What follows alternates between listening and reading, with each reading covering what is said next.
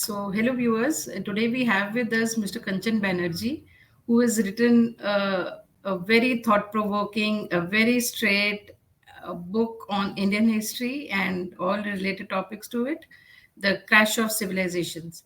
So, we'll be talking about the book with Mr. Banerjee. Welcome, Mr. Banerjee. Thank you. Thank you for having me. Namaskar to all, Namish. Yeah. and looking forward to have this conversation with you. Thank you so much. So, I'll begin in the beginning. How did a science graduate and a computer science postgraduate enter into history? Very good question. The As you know, the history is written mostly by academics and aided by archaeologists and others. And today, the knowledge is kind of democratized. Anyone can have access to knowledge that was previously not available to average people. You have to sit in a classroom, you have to go to a library and do some research. But today, because of technology, you have access to information. So historians, in general, they have written the history of the victory, people who are victorious. But those times are over. We have to comprehensively look at history with reference to solid data, without bias, with proper information. So, being a computer science person, I feel that I have also a responsibility to find out truth, and that's how I feel that more and more people of science should get involved in looking at our history. So, but when was the time when you got into history? It's not like any specific time frame. When I was little, class 8, 7 or 8, I read this history that Sher Shah built the Grand Trunk Road. And I had this question. The Grand Trunk Road is so long. How can a king sitting in Delhi will be building such a road? So I never had a proper answer, and many such questions. So last almost 10 years, I have been doing research in the area of Indian history. As you know, A.L. Basham wrote a book called The Wonder That Was India. Yeah. And you seen, okay, India was a great wonderland. What happened to it? Then you look at today's history, today's Indian society, Indian economy, and Indian arts and sculpture and everything. Where did this grand India disappear? Why India, third of Indian population is still below poverty level?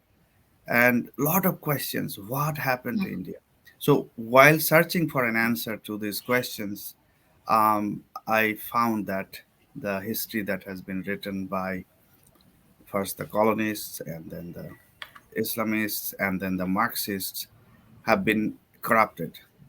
There's a lot of problem with some of these people writing history, whereas famous historians who are of Indian origin, like R.C. Majumdar, K. M. Munshi, Sarjadunath Sarkar, their versions of Indian history, which is truly the real history of India, has been kind of eliminated from our history books. So today's history, as you can see, Ramila Thapar is said to be a Marxist historian. I mean, if you're a historian, why one has to be Marxist or non-Marxist, left or right? It should be searching for truth and Yeah. interpreting history in light of truth. And Yeah. if there's a bias in mind, that means this history has some problem. Yeah. That's not fact based. And sometimes twisted. And Yeah. it's not just fact based, not always, but also twisted. So, what do you think can be reason for this? Why should one twist the history, distort the facts? I mean, there must have been some vested interest to do that. Mm, In the past, the victorious people, they wrote their history of the people they have conquered. Today, it has to change. But in case of India, the mm, colonists, when they came, they needed to justify their mm, so-called quote unquote white man's burden, and they had to tell the Indian people that, oh, you don't have any history. The mm, literature you have can fit in a couple of shelves in a European library, and so forth. mm, That so they need to justify why they are occupying India. So they wrote the history that will not give any pride to the people of India. Then next phase was after 1947. As you know that the history is mostly written by the academics such as Ramila Thapar, Irfan Habib, and others, has a tremendous bias in terms of uh, denigrating our heritage, our civilization, to mm, justify communism or Marxism, mm, a new way of life. You know, mm, uh, religion is the opiate of masses, that kind of mindset. So they want to remove any reference to dharma, mm. spirituality, and all this, and then established a Marxist mindset among people. Colonialism has not left us. Mm, Colonialism in the past was colonizing a land, their property, economy. Today, colonialism is actually taking control over people's mind, and yeah. that has happened through our Mm, history books. That you write history according to a Marxist view or an Islamist view. The Islamist mm, viewpoint is all the atrocities that has happened um, mm, from 1200 onwards. I mean, even before that in Sindh and Balochistan, until mm, the death of Aurangzeb, which is 1707. All mm, the major atrocities that millions of people died because they were mm, not of that their faith. mm, So what happened to that history? Then, mm, so the Islamist historians try to glorify these people, mm, whether it's Timur, whether it's Babar, whether it's Aurangzeb, um, and that history is wrong. So mm. much, even Akbar the Great, so-called Akbar the Great. What was the greatness of Akbar? Because he was a little generous towards Hindus. And Yeah. if you study his life, he was a very Mm. good man, and a lot of Yeah. problems there. Yeah. He was a cruel man. Yes. So we Yeah. we need to really look at history, Indian history especially, from a new light, which is uh, bringing truth out. Our motto is Satyam Eva Jayate. If truth is Mm, not there, and as you know, mm, the uh, history, the subject of history is under education. The first mm, education minister was Maulana Abul Kalam Azad, mm, who was actually a Maulana, and he mm, was given the charge of education ministry of India after independence. And then later came, this Nurul Hassan, who was also education minister. He was a Marxist, and he had mm, close ties with the Islamists. So the mm, history that is written, all the atrocities happened in India uh, during that Islamic period has been white whitewashed. basically. So that's a big tragedy. But more Mm, importantly, mm, if we don't know our history and if we don't have pride in our heritage, how we mm, move forward, how we protect our nation, how we become mm, even more successful. Like these days, this term Vishwaguru, India will be Vishwaguru, is being mm, used everywhere. mm, What is the role of this Vishwaguru? mm, How it becomes Vishwaguru? Because first of all, we have so much poverty and so mm, many other issues in the society, in the environment, and unemployment, and all these issues are there on one hand. mm, On the other hand, we mm, have a great heritage. We have great philosophical heritage. We have great tradition, whether it's in arts and culture. How and then value system that is coming mm, from the Vedic time. mm, And this value system, which is a dharmic value system, and as you know, the colonists introduced the word religion. Religion and dharma are not same. mm, Different concepts. Dharma is much deeper, much broader, and most people don't think when they use religion and dharma as interchangeably. So this idea of dharma, this civilization, the dharma, uh, a civilization that is founded on dharmic values, need to mm, come back, mm, and then only this India can claim to be Vishwaguru. First, it has to clean up its own backyard and frontier, everything. claim its roots. Yes, exactly. You have to claim its roots, and then people will always tell you, don't live in the past, move forward, move on, and so Mm, forth. But if you mm, don't know what happened to you, how do you rebuild? How do you yeah. do renewal? That is another term that is used, Mm, sanatan. Sanatan mm, doesn't mean that it doesn't change. Sanatan means that mm. it's ever renewed. Yeah, ever evolving, ever present. Yes, yes. So this Sanatan civilization, this Sanatan culture heritage that we have, it has to come back and get rid of these foreign thoughts, whether it's Marxism or ideologies that are not friendly to our heritage. We need to deal with this. Yeah. So my question is still remains that I want to know how did communism enter? Islam is they were Islamic invaders. They forcibly occupied our land and killed us and all that. But communism is like they entered our minds, as you said. That is now it began happening at the time of partition. After the partition happened. So Actually, how did Indians allow it? Why do you think? I want your viewpoint on that. Why do you think it happened? yes, I'll come to that. But before I get to that point, that there was also a glorious history of the Islamic civilization during the era. We know that Baghdad was a center of learning, and thousands and thousands of books were stored in libraries, and it was all burned down and destroyed. So during for example, Caliph Harun al-Rashid, um, th- there was a great period of Islamic, and these caliphs, these learned people, they allowed science and technology and knowledge exchange, and a lot of Indians used to come to Baghdad, and exchange used to happen. So we don't. So once the invaders came to India, they were not of that tradition. They were kind of nomads and barbarians. So they destroyed India. Now back to this original question about communism. Um, so first, uh, it is again going back to the British era. The revolutionaries who from Bengal or Punjab and other places, when they were put into jails, they were given Marxist literature by the British administration so that they divert.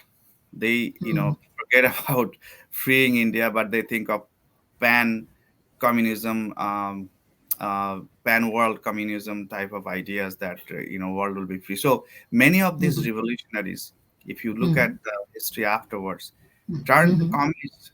And then a very specific example, M.N. Roy. Uh, M.N. Roy came to America for getting arms, and he was follower of Barin Ghosh and Sri Aurobindo. So he came to America to um, collect arms for the revolution, but he failed, and then he somehow got influenced by Marxism. He started the first Communist Party in Mexico, and he rose to the rank that he was actually sitting next to Lenin in Moscow. So this M.N. Roy actually was more or less instrumental in bringing communism in India and the formation of Communist Party of India. He aided in that in the 20s, and then of course later on the communist leaders were in the payroll of Russia, and then later on in China with China. So these two nations, Russia and China, my belief is they are still involved in supporting the communist movements in India. Yeah. So that's the very brief history I have written in details. Mm-hmm. So, that's how it all happened. Sir, in spiritualism, what I have learned is that communism, they say, is anti-community. um, I have a slightly different view. I would say communism is another religion without a god, because if you look at it, all the religions, I'm not talking about dharmic traditions. Our dharmic traditions, we don't follow just one book or one guru or one prophet.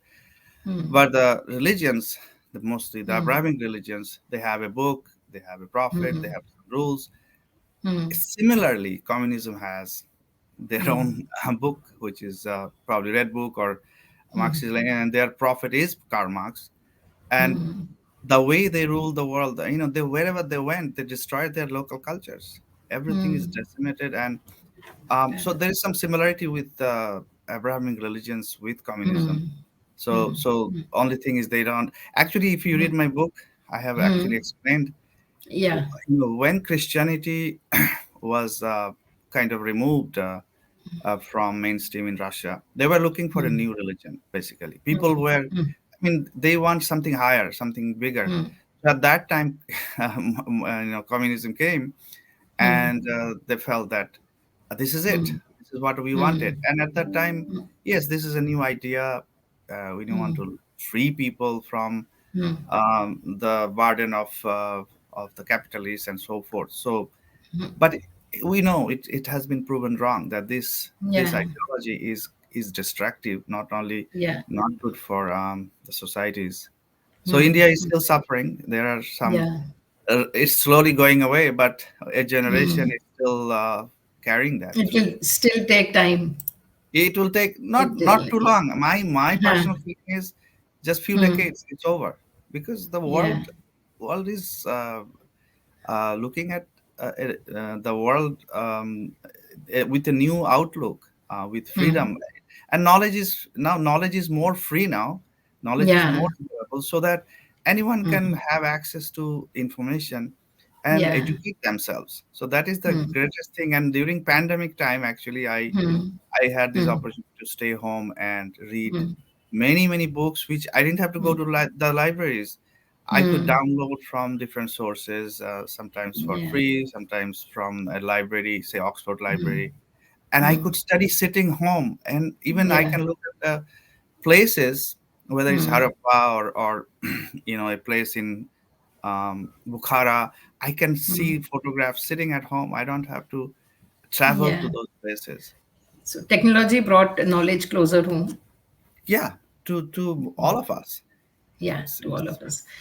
So I'll talk about this book now. How much of research went into it? It's quite an extensive book, and I have read it. And how many years? You said 10 years. Was it in the making for 10 years?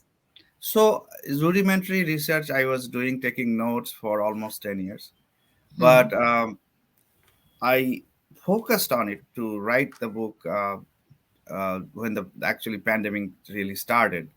Okay. During that time, I said, my family members said, you should focus, you should write now and publish it. So it took almost 2 years to complete the main part of this first book. Actually, I wrote almost over 1,400 pages, and then I had to say, okay, how much can we publish in one book? With the publisher, Prabhat Publication, they recommended that I break it into parts. So first part became over 500 pages. That is basically I have covered from the almost 1,500 years of history, more major historical events in the book, up until 1971. Actually, I have covered during what happened in during 71 war and creation of Bangladesh and so forth. So that's the scope of the first book, and so that's the past. And then next book is about future, what can be done and so forth. So Okay. that's I'm working Okay. on the second one. Okay. So you also say that you're not a historian and you're not a academic. You're a computer scientist and uh, say something a fact-based person. So do you think that more people from the sciences background should come forward to write on history so that these books are unbiased? Uh, You get a fresh perspective. exactly, exactly, 100%. That is my perspective. That Hmm. there should be collaboration between Hmm. historians and people of science. Hmm. Um, so, for example, several people already have written historical books. One is Dr. Suvarskak, Hmm. who is a engineer, a computer scientist, and he's also in astronomy. So he Hmm. has written many books and doing research. There is Hmm. one Dr. Raja Ramon Roy in Canada. He has also done a lot of research. Hmm. There's one area of work that is you need scientists for that, or at least people with science background. So our uh, two great epics, the Ramayana and Mahabharata. And there Hmm. is a lot of debate on the timing. If first of all, if Raman, Ram, or even Krishna actually existed, that debate was started by the colonists and the Hmm. Marxists, Hmm. and then distorted Rams, multiple Rams found in many different literature and all this. So they confused us. Hmm. Uh, but our sense of history is so good that we have not forgotten Sri Ram, Hmm. Sita, Krishna, and others. And in order to decipher the timing of these great events of the Mahabharata war or period of Ram, um, very little archaeological evidence is available, if any. Of course, after the discovery of Dwarka in Gujarat, we have a lot more archaeological evidence, but there is a very very precise knowledge embedded in this to Ramayana and Mahabharata itself is the astronomical references. So generally, when something is happening in the Mahabharata, you find this was the solar eclipse, or this is the constellation. This star was there, and so forth. So based on these constellations that are described in the in Mahabharata or Ramayana, you can actually using for scientific formulas, you can backtrack and say, okay, when this happened, did it actually happen? This constellation, and then you go back. For that, Yeah. several people have developed models, and more or less precise now that we can tell, okay, this is the Mahabharata period, this is the Ramayana period. Debates are there, but that is one side of the story. Second is the archaeology part of it, the dating of it. You need science. Without science, you cannot date any artifact that's from the past. And science is being improved day by day, so you can be more precise these days. So we need those scientists. And then a scientific mind. Scientific mind is basically you use facts, evidence, and deduct, and come to a Yeah. conclusion. Yeah. So, but what happened with historians? They have said, okay, Sher Shah built Grand Trunk Road. That is his hypothesis. And he, without much evidence, they just said that this is it. And there's a strange thing happened. My experience was with this so-called Aryan invasion theory. So Aryans, this again, this is a colonist theory that Aryans came from somewhere in north, and they invaded. They came to India, and then they basically taught the Indians everything. That was the theory. Because they are supposed to be Caucasian white people, so British came. They had to justify that they are also they have come after a long time. They have come here, and the same racist theory. This is a racist theory basically. So that was used by Hitler. He thought he was the purest Aryan, but nevertheless, we do not have any solid evidence of Aryan invasion. Actually, it's the other way that uh, people from India, the greater Bharat, that was went outside, not the other way. That the others Yeah. came in. I mean, there will be always exchange of population, but when it comes to spreading science, spreading knowledge, it was people from within Bharatvarsh. They went out and established a lot of centers for learning. And some evidences are still there. You know, you look at Southeast Asia, uh, all these countries. We have even in Indonesia, though it's a Muslim majority country, they still carry a lot of heritage from Yeah. so Remnants of yeah. Indian So culture. I mean, it spread mostly from south, but also, as you know, there is a relationship between Ayodhya and Korea. You know, the Yeah, famous. yeah. So there's a lot of exchange True. happened. But what happened if you go to the west? This all these establishments have been destroyed. Unlike Thailand or Malaysia or Burma, you will find many evidence from the past that our interchange between the Indian subcontinent and those countries. But if you go to the West, most of them are destroyed. And then you come to 16th, 50, from 1200 on, you'll find that Qutub Minar is standing in the middle of Delhi, uh, and someone will claim, "Oh, this was built by Qutbuddin Aibak or whoever." But actually, more and more evidence is coming out that this existed long before Qutb came to Delhi, and I have explained what evidence I have, and many structures like that. And so back to the original thought that um, India was a wonder definitely, but India can be wonder again, even more wonderful again, if we only know what happened and what our ancestors did. You know, the number system, the science, the mathematics, a lot of mathematics, uh, early mathematics, including calculus, came from India. It went to Arab world and then it went to the West. So Yeah. we don't even know. So can we not build a new society in India who are more inventive than even our ancestors, more engineers than even our ancestors were? Like, you know, you look at the Hampi or Ellora temples. How did they build it? What kind of Yeah. technology they had?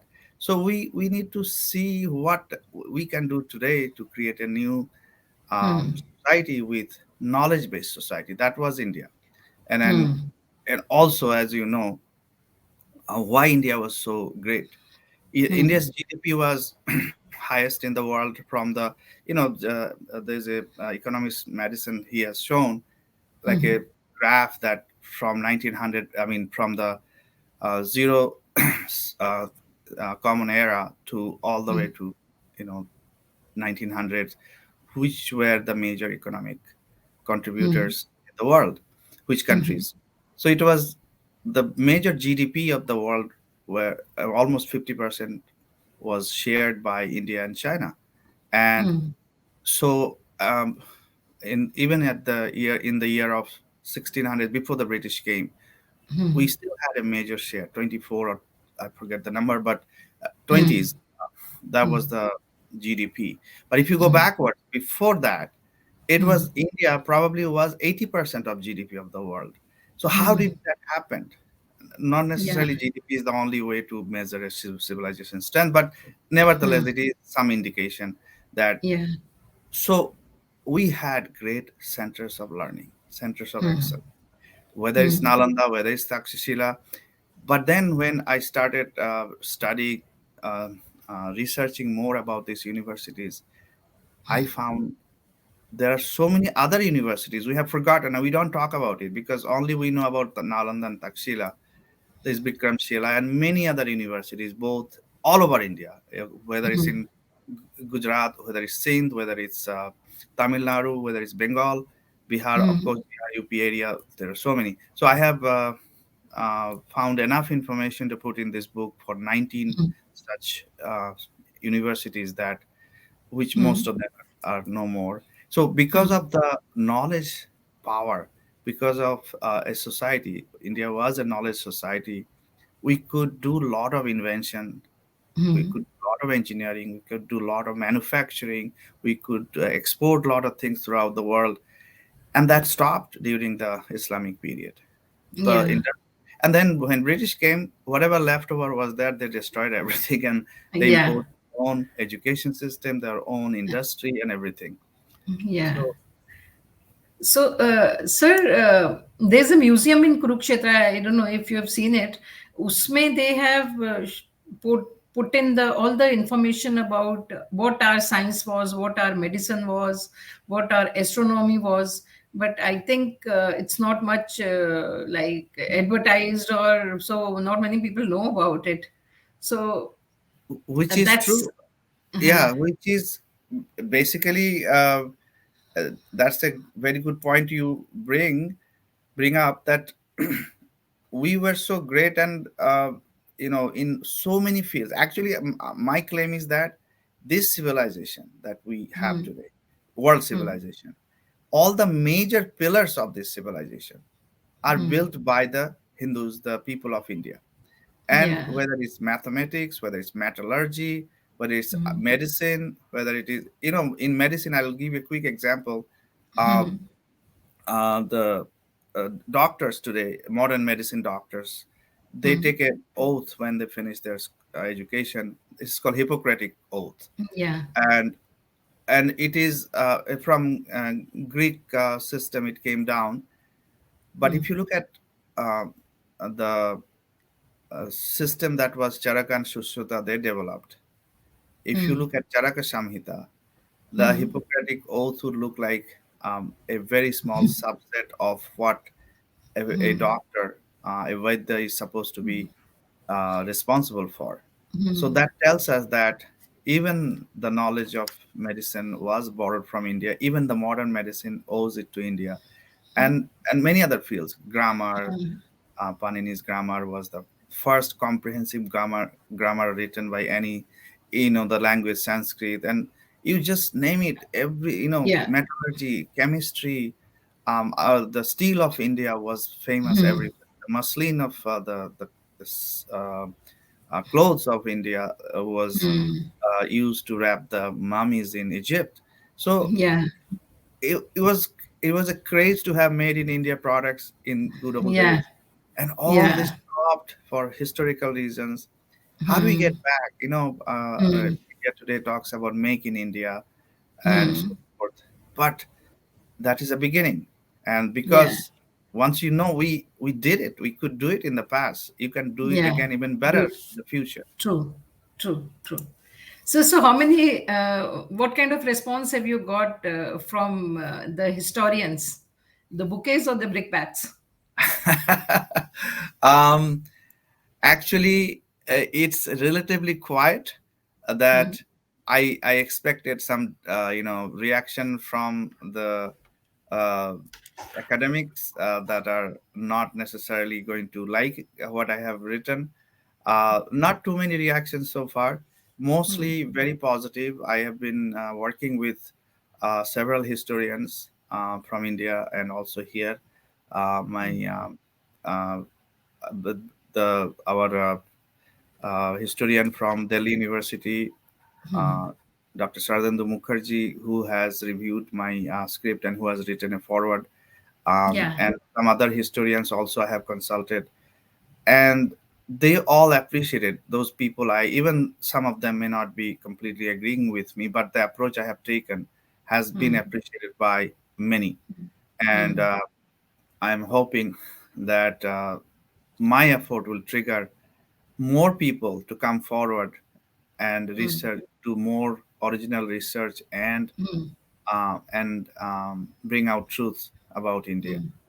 So any comments from Miss Thapar? Not yet.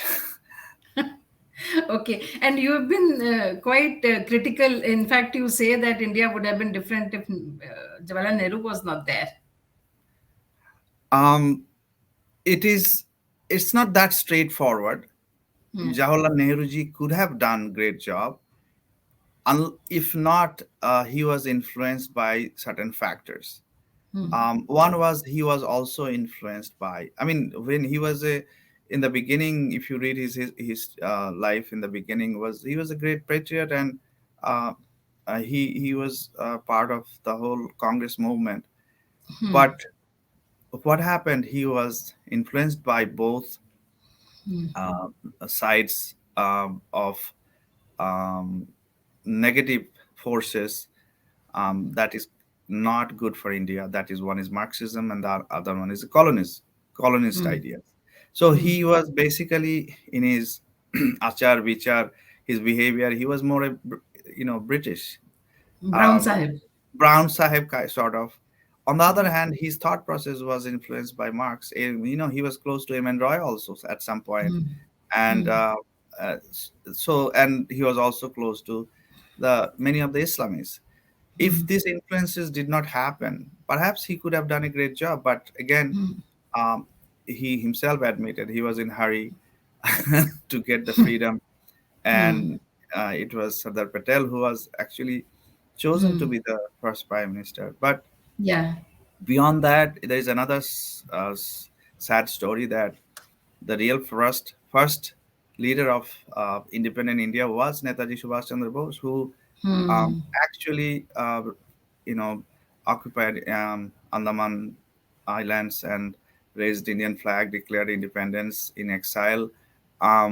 So that's another story. If it was Netaji who could come back to India and um, take the reign of the nation, that the whole direction of the country would be different.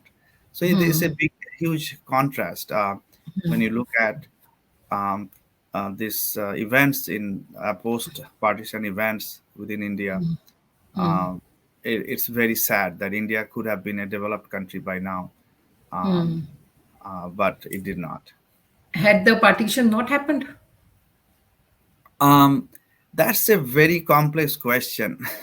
Partition was a pre-planned, in my opinion, before even Muslim League asked for it. Um, and of course, there was a hand in glove relationship between the Britishers and some of the Muslim leaders from day one, and eventually it was to happen. It was very difficult to stop because the way things were moving, Indian leaders had to accept that.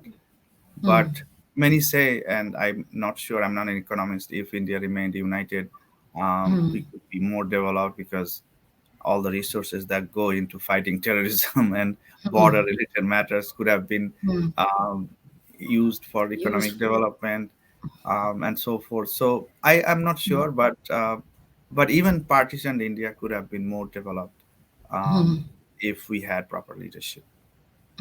So, what about since you have done so much of research into the history, I want you to say something about Veer Savarkar. He's the much maligned figure in our uh, politics today. Yes. Um, the We call him Veer Savarkar, yet he is not in our history books. Yeah. Um, he was called Veer because his Biratva, who is valor, is proven time and again when he jumped off the ship from the um, when the British were taking him to India. He was declared a terrorist or fugitive, whatever they used to call, by three different countries at the same time.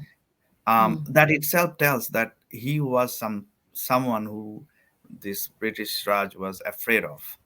And then he comes to the Andaman jail, and he literally, do the most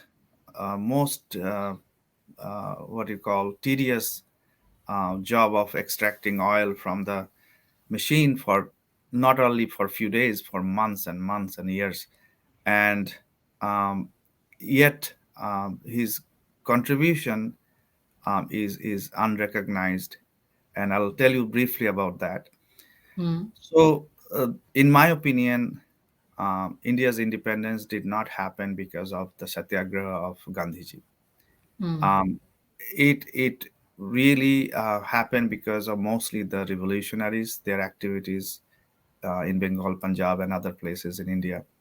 Hmm. Um, but that was not very organized. But the moment Netaji came into picture, when he went outside, formed Indian National Army, Hmm. um, that time it became a force um, that British was gradually getting afraid of, and they were Hmm. afraid of Netaji as well.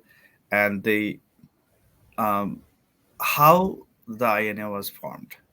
INA Hmm. was formed between communication between three people: Veer Hmm. Savarkar, Raspberry Bose in Japan, Hmm. and then later on Netaji came and took over from Raspberry Bose.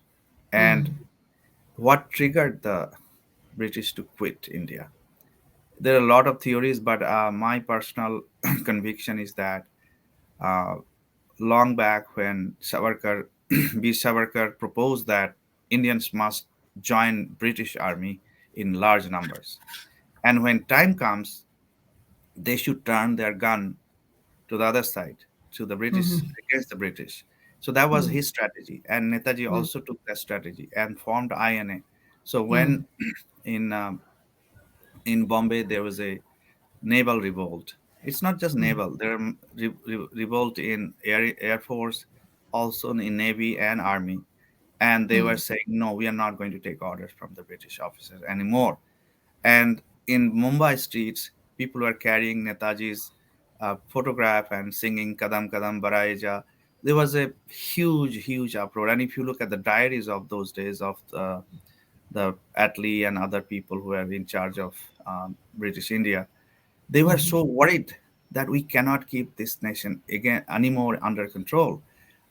So not only their economy was ruined in Britain after the war, but they said we cannot control India anymore because the forces we used to control India, they are not listening to us anymore. And how Hmm. that happened? You think back now, it all Hmm. happened because of the vision of Veer Savarkar Hmm. that you join army and when time comes, you Hmm. fight against British. And Hmm. INA was basically people who abandoned British army, Indians who were in British army, and then INA was at the doorstep in the Hmm. northeast. They came all the way to Manipur and that area, if not for bad weather or if not for propaganda by British and partially our Congress leaders that if Netaji comes, it will be another occupation by Japanese forces and so forth, all kinds of propaganda. And the communists called him the dog of the prime minister of Japan and so forth, Tojo's Hmm. dog. Hmm. If so, you can see on one hand, Hindu Mahasabha Hmm. was responsible for a lot of things that happened, and yet Netaji and Hindu Mahasabha, this story is unknown to most people. That if not for Savarkar, if not for Rajbari Bose was also the head of Hindu Mahasabha there, and Hmm. then our Madanman Malabiji, who basically was a force to start Hindu Mahasabha. And what happened post partition? Hindu Mahasabha was called communal, Hmm. and because it is communal, Savarkarji also becomes communal, but they could not convince Netaji being communal. So, Hmm. but the strategy that happened behind the scene had a major role. In Savarkar has a major role. Hindu Mahasabha had a major role, Hmm. and this part of the story is unfolding slowly today. Hmm. Hmm. Netaji to sir was were erased from the history, Yes, erased from the Indian independence struggle. it was, and that's That's a again very the yeah. history that the way history has been written. Again, that's another Hmm. Hmm. thing that we must notice that not Hmm. just Netaji, and of course Netaji was his contributions and Veer Savarkar's contributions have been completely ignored in history books.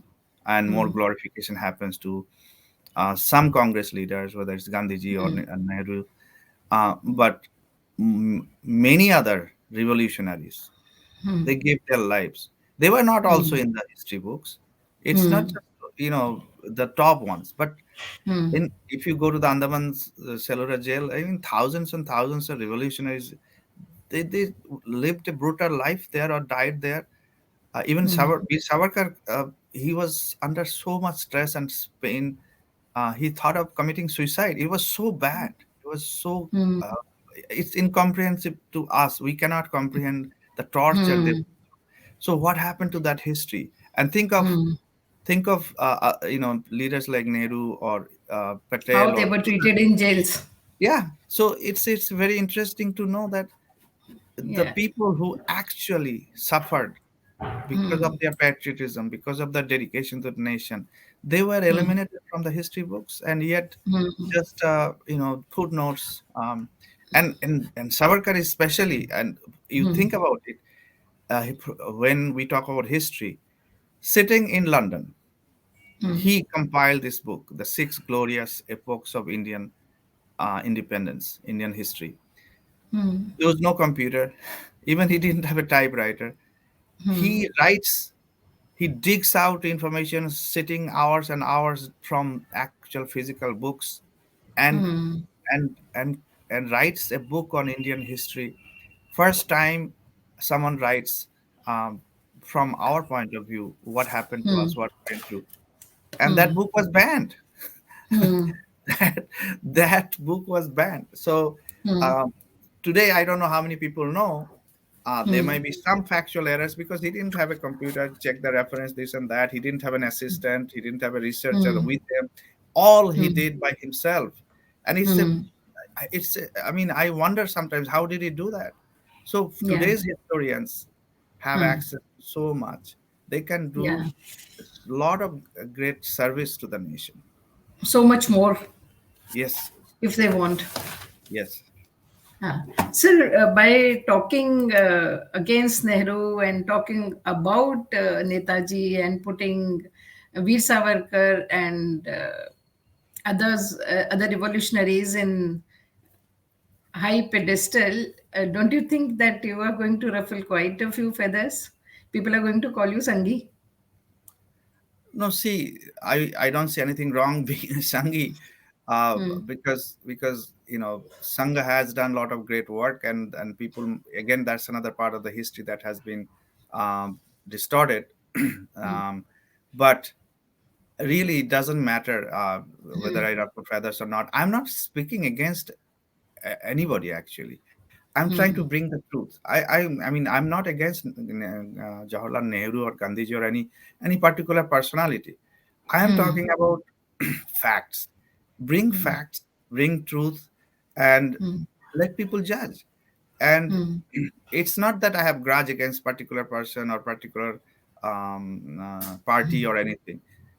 It has to be, the Indian history has to be understood from a perspective that is dharmic, that is Hmm. inclusive, that is Hmm. not looked through an exclusive ideology like Marxism or even an Abrahamic religion or colonist ideas. And Hmm. if yes, it will expose certain personalities in history in a different way than we have been told. Again, that has to happen. You know, Yeah. um, I was my daughter graduated this year from college, and the particular college is actually located in a land where the Native Americans, the Red Indians, Hmm. it was their land, and the university campus property, all the land is taken over from them.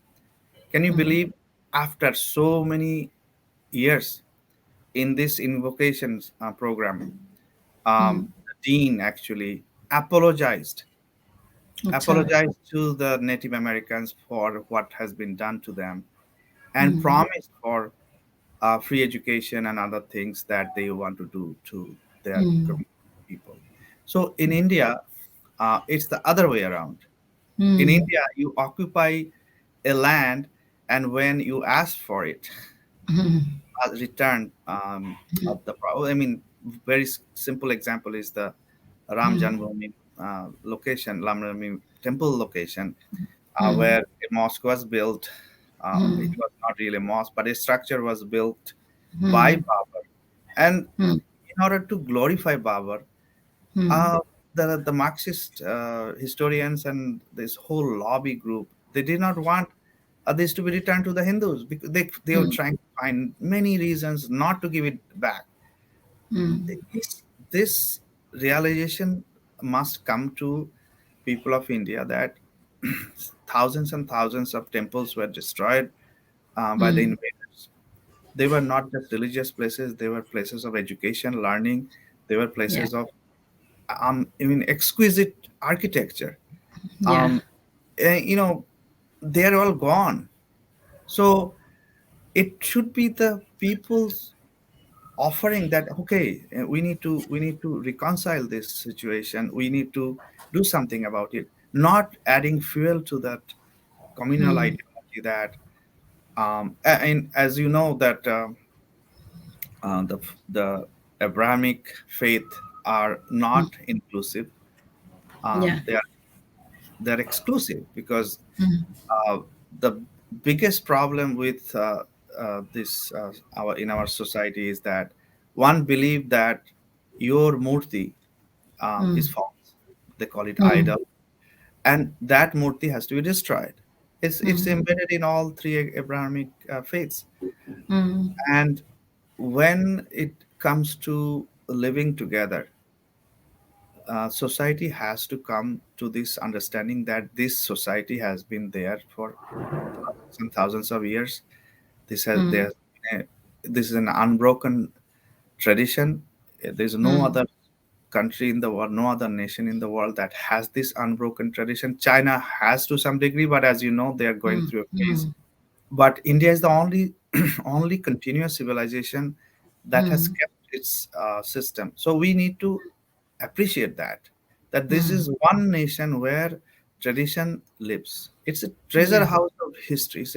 It's an ocean of history and tradition, and people should appreciate that. And Yeah. that's not happening. Yeah, yeah. Sir, do you plan to take the book to, say, to the society, to the colleges, to other educational institutions, so as to make people aware of it? Because more and more people should be reading it, knowing it.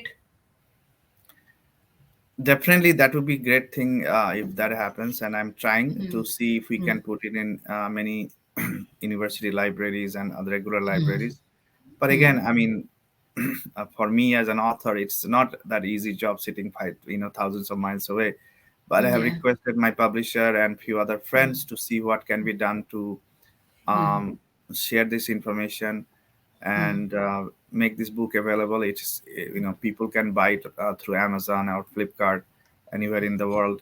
But I agree with you that if the libraries have these books, these copies of my book, then many more people will be able to read. And there's a Kindle version also. If people can Yeah. wants to read it online, that's fine also. But knowledge has to be shared with Shared. people. And I'm not claiming I know everything or I have this is it. I still have question marks, many question marks, and I'm still doing my own research. So more when I find more people coming forward to do similar type of work, I'll be happy to collaborate with them, help them, and if necessary, younger generation people, I can also guide them that take one topic and work on it. For example, I am personally interested and have not fully started working on it, is that the so-called Islamic structures in India, uh, whether it's Fatehpur Sikri or I was coming to that. You've mentioned that in this book as well. You've talked yes. about Taj Mahal, you've talked about Qutub Minar, you've talked about Red Fort, Yes. So right? my personal, so far the information I have, I can say that these are all refurbished structures. It was taken over and was refurbished to make it look like an Islamic structure. And I've been studying, I've been researching. I'll take a tour sometimes to actually physically take uh, a historian and archaeologist with me with data and using artificial intelligence, how we can find out that what was the origin of these structures. But then again, a lot more research is necessary before I conclusively say, okay, Taj Mahal was a temple palace. I have Yeah. rudimentary information from that. I can tell most likely, but I cannot be sure yet. Yeah. Same with Qutub Minar and many, many other such structures. So, So, but about Taj Mahal, P.N. Oak has a book written by the same Taj Mahal Mandir, nahi, Taj Mahal Mandir Bhavan, or something like that. so So, he said you he read, was a uh, he wrote this book. Taj Mahal was a Tejo Mahalaya or a Shiva temple. huh, yeah. Um, I and he did a great job in researching. And in those days, as you know, he had limited access to information. Whatever information he had, he has put there. But I'm coming from a fresh perspective that let's look at the evidence that are available. And one evidence I found, for example, um, it was a rock edict was found in Agra, Yeah. and it says that um, King Paramaditdev around 1100s built two beautiful marble temples, and describes in a way that it kind of matches with the Taj Mahal and another structure, the Bacha Taj, that is another mausoleum has been built Yeah. over Nur Jahan's father's grave. My feeling is the mention of these two marble temples perhaps are these two. But again, I asked many historians, I don't have an answer. But there's a lot more research is needed. So this type of research is needed. But definitely, we have a very solid evidence from Badshah Nama that Shah Jahan actually took over from the Rajput kings this palace, and it is very clearly stated that took over the palace and where his wife was buried, and that means that there was an existing structure, Yeah. um, and and it says also location of the structure and beautiful garden and so forth. So again, that's a hint at that. Okay, perhaps it was Taj Mahal, that was that palace of the Rajput kings. But again, I am not an archaeologist. I need more information to comprehensively say that yes, Taj Mahal was a temple palace. And PNO, perhaps he had more information than I have today. That uh, maybe he's the points he made in his book may have Because merits. no, 12 pages you read and you are almost convinced that it was a temple. Right, but again, those what he wrote needs to be revisited by Yeah. historians and archaeologists today, and they it's their job to come out comprehensively that, and they're not doing it. Actually, I cannot name the name. I talked to one historian and one archaeologist. Both of them feel internally that Taj Mahal was a temple palace, but they cannot come out in public. They're scared? Yes, their career and all this. Uh, so I Right. think it's not, it will happen. It's coming soon. Someday a research team can go to the basements of Taj Mahal and see what is hidden there, if there is any, and so forth. It can happen. But So, I don't want to just, my book should not be viewed as a whimsical thesis of this type. written with passion or Right. less But facts. yeah, but I believe in facts, and the facts should speak. So Yeah. I don't have that bias of what they had, the British and colonists and Marxists had. Let's let the evidence speak the So truth. I see another book on these structures and monuments and coming from you. That it will take some time. Yeah, it will Yeah. take, because I want to see. Actually, I have some evidence now that um, the Persian architecture, which if there is a resemblance of this architecture with the structures in India, it will be more mm, Persian and some Turkic. mm, So I have evidence that Persian architecture was heavily influenced by India, and mm, it is before the time of Buddha and Ashoka. mm, Um, and there are, I'm finding, I am collecting photographs of many of these structures in Iran and Turkey and even Afghanistan. What is mm, left? What is rebuilt? I can mm, see some similarities, and I'm again I'm student of I'm still learning, very basic in understanding I have. So someday I hope someone helps me, some archaeologist and an expert in architecture, with an open mind, and do more research on the structures. So it may happen in near future, but I'm still working on it. mm. And so tell us about the second part of the book, this the crash of a civilization that you were talking about in the beginning. So the when you hear this word crash of a civilization, it's like a negative connotation that Mm, this civilization has crashed, and is there a chance for it to get up and revive? mm, So that's the reason that you need to give hope to people that it was a crash. Definitely, it was a crash. I mean, you can physically say that it was broken into three pieces recently, and mm, before that, Afghanistan and many other mm, parts of the mm, uh, global map were part of this civilization called um, Vedic civilization or Hindu civilization or Bharatvarsha, whatever you want name you want to call. mm, Definitely, it was not today's India that mm, is imposed on us. So it was broken into parts. We have lost territories. Um, mm, the civilization has been wounded, and it is hurt, but recovery process has started, mm, and it will happen. So what the people of Bharat need to do to recover from this crash.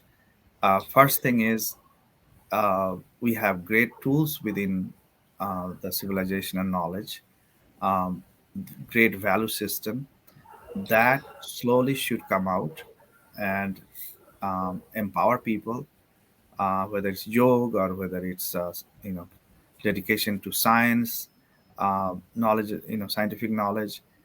There are many treasures within our civilization and tools that we can use to accelerate the process of um, revival and becoming a more glorious nation again and Vishwa Guru again. So the second mm. book is going to deal with that subject, how we Okay. can how we can heal, how we can be more powerful as a civilization, and so forth. Um, and hoping that, well, it will be out soon. Okay. Okay. So this book talks about what we as people can do or should do. So I have not decided the title yet, but the theme is um, uh, that Upanishadic saying that we are children of immortals, Amritasya Putra. That's what Okay. we have been called. People who are deathless, basically immortals. And Mm-hmm. how is it so? So in order to, we have to look at some value systems that we have. For example, recently Prime Minister Modi ji has talked in the G20 summit that our motto is Vasudhaiva Kutumbakam. That Yeah. means the whole world is one Family. comprehensive family, and that is a value system. When you act from that point of view as a nation, um, peace and prosperity is bound to happen, as opposed to wars and fight and death and killing.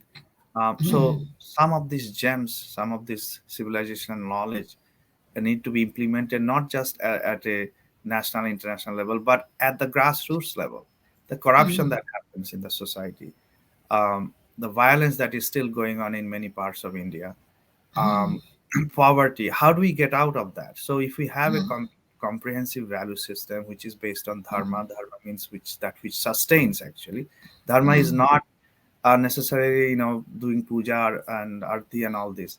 Dharma is much more than that. That's part of it, but dharma is the literal meaning is that which sustains. And How we live. how we how we live with with a set of sustainable principles. It is about sustainability. And once this idea is embedded in our thought process and our guiding principle, then an individual, a society, a nation, or the world will transform. That what is my duty for a sustainable world? What is my role in this sustainable world? Like we talk about climate change today. Um, we have been actually this very much aware of consequences of um, not uh, working closely with nature. We actually, the Western and other thought processes are there to actually destroy. You just steal from nature. You take it from nature. Our our philosophy says you milk. This is term called milking. Even you go pick some leaves some fruits. There is a way of also saying thank you and preserve. Why people of Bharat worship or they respect all the trees, animals, and all this. So this is a whole heritage that we have, that we want to live in a world which is more cooperative, more peaceful, and sustainable. So sustainability, because West has they have totally forgotten sustainability part last 200 years because of industrialization, greed, and so forth. They destroyed the earth, and today we are suffering climate change and all this. But again, with this idea of sustainability, which is idea of dharma, hopefully we'll recover from that global catastrophe as well. So the place where you are living, how many people are have become pro Sanatan? Are there people, because I see a lot of videos coming from with the Americans and Europeans and chanting our mantras and singing our bhajans. So Mhm. is the change happening at the grassroots level there? First of all, there are probably um, 2 million people of Indian origin in America. Um, Majority of them are Hindus, and there are hundreds and several hundred temples in America, mostly built by the Hindus themselves, and then Jains, and there are gurudwaras built by the Sikhs.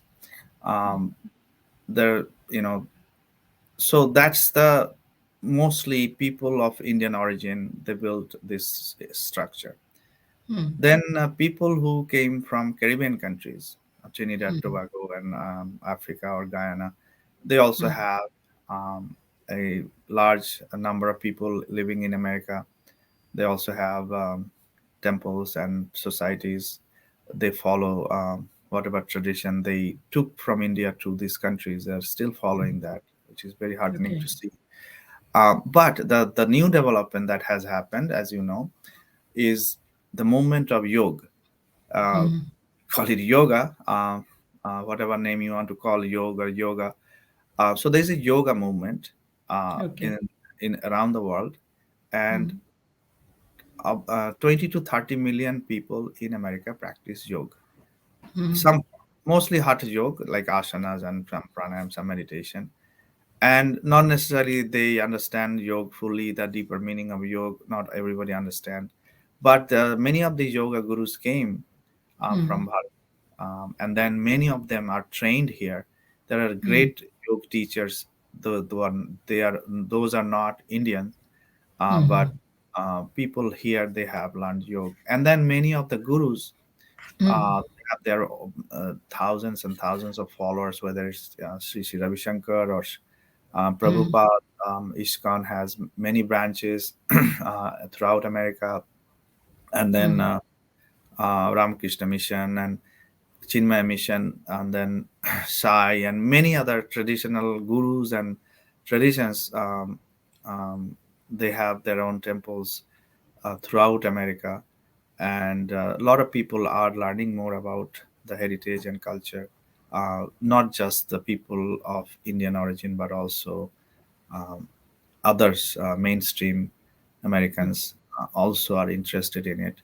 And slowly, slowly, uh, it's a very slow process.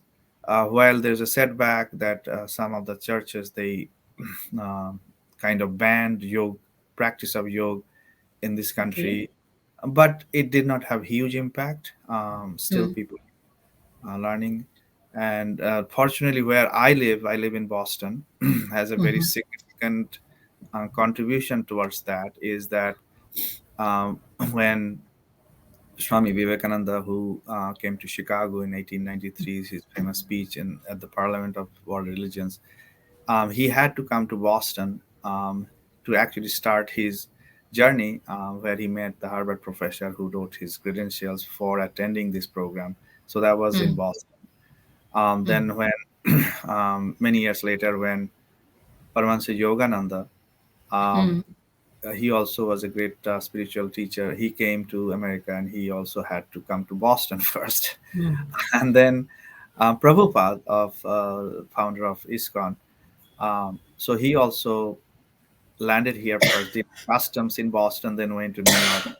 And there are, many connections with this spiritual movement of um, coming from Bharat to America in Boston. So I'm very lucky to live here. Mm. So India is, like, you can say that India is slowly but surely rising. Definitely, and especially um, our current Prime Minister of India, uh, Narendra Modi ji, has this vision that I have seen. I have personal experience meeting with him. He has this vision, what we are talking about, that how do we bring back our glory again, and that's why he keeps on talking about make in India, and then uh, Vishwa Guru and all these ideas that are coming out from him. I think this is a turning point. Yeah. After many years, this is a turning point. Not necessarily I have to be politically supporting him or his ideas, but the fact that he's turning around, I mean, there's a lot more he can do, and needs to be done. But whatever has been done so far, we must appreciate that the leadership, the vision that the leader has is very unique and very much necessary for today's India. And I'm sure um, with this initiation that he has done, more leaders will come forward and take up this vision of building new India in next 25 years. I'm sure that from developing nation to a developed nation, what we call from a developing India to a developed Bharat. Bharat, in the sense that we must not lose our cultural heritage. We must not destroy anything to build in the name of development.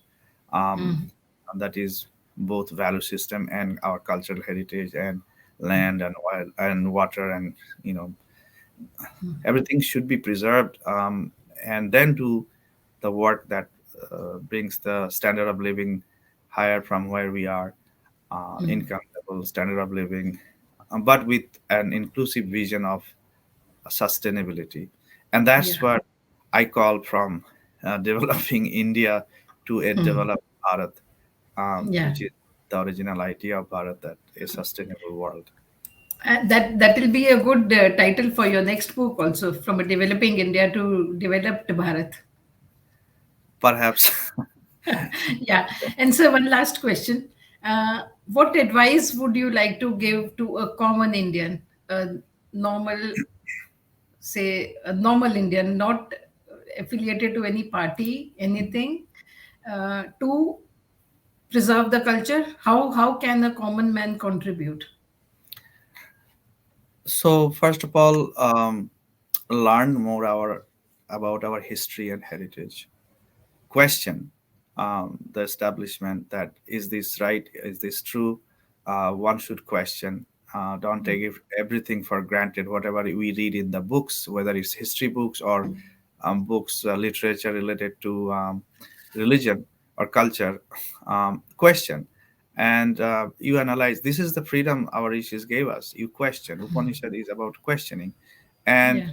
everybody will come to a conclusions, will find the answer within that. Yes, this is true. So and empowering oneself by using the tools that are given to us, for example, yoga, meditation, dhyana, um, and whatever other practices people do, puja, archana, those are fine. But people should also focus on self, searching within, practicing yoga, and not just puja archana, a few minutes, but daily sadhana for anything we do, whether I'm a scientist or a historian, it should be dedicated to truth and dedicated Okay. for a bigger cause. And once we think of that, whether he's a politician or whether he's an engineer or she's a singer, everything falls in place when you look at the world from a sustainability point of view, with a faith in our heritage, very, very strong shraddha in our heritage, and our past to build a great future.